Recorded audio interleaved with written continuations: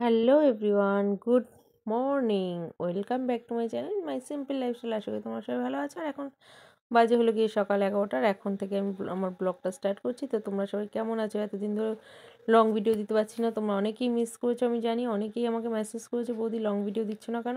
একদম টাইম পেয়ে যাচ্ছি, উঠছি না গো, বিশ্বাস করো, প্রচণ্ড কাজের চাপ রয়েছে। তোমরা তো জানোই আমি একটা ছোটোখাটো একটা ব্যবসা চালু করছি, সেই ব্যবসার কাজের চাপ রয়েছে, প্লাস তোমার সংসারের কাজ আছে, প্লাস বাচ্চা সামলানো, তার সঙ্গে সঙ্গে এখন আবার ঘরের কাজ স্টার্টিং হয়ে গেছে। হ্যাঁ হ্যাঁ, তোমাদের তো বলতেই ভুলে গেলাম যে আমার ঘরের কাজ স্টার্টিং হয়ে গেছে।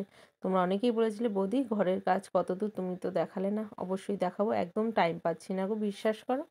প্রচণ্ড মানে বিজি হয়ে গেছে, আর একার হাতের উপর পুরো মানে এতটা প্রেশার পড়ে গেছে না, এই ব্যবসাটা খুলে যেন আরও বেশি প্রেশার পড়ে গেছে।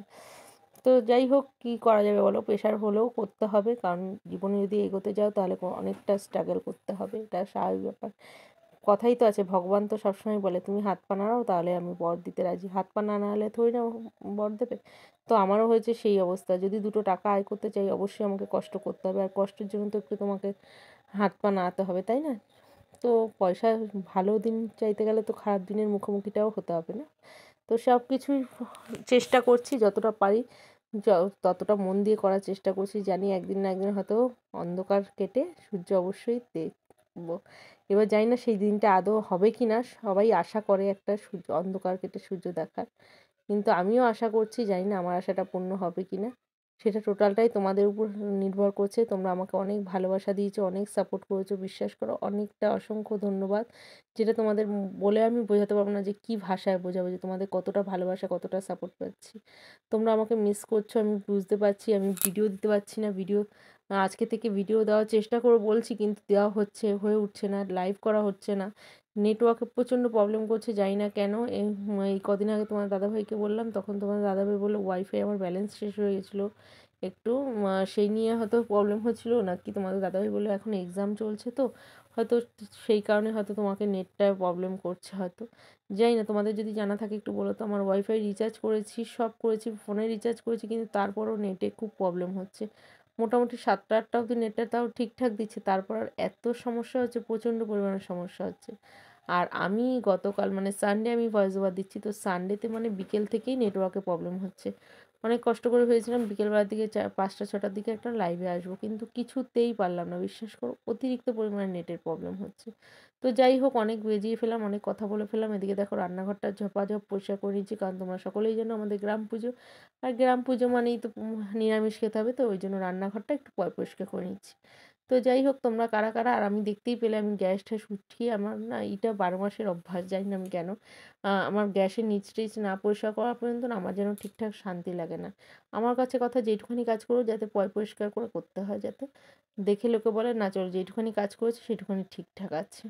ওই একসঙ্গে 1000টা কাজ করলাম কিন্তু কোনোটাই পরিষ্কার করলাম না, এটা আমার একদমই পছন্দ না।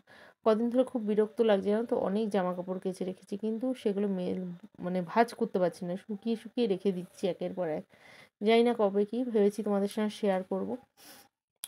তো দেখো এদিকে রান্নাঘরটা পরিষ্কার করে এখন ঘরটা মুছে নিচ্ছি, মোটামুটি গুছিয়ে নিয়েছি, এখন মুছে নিচ্ছি।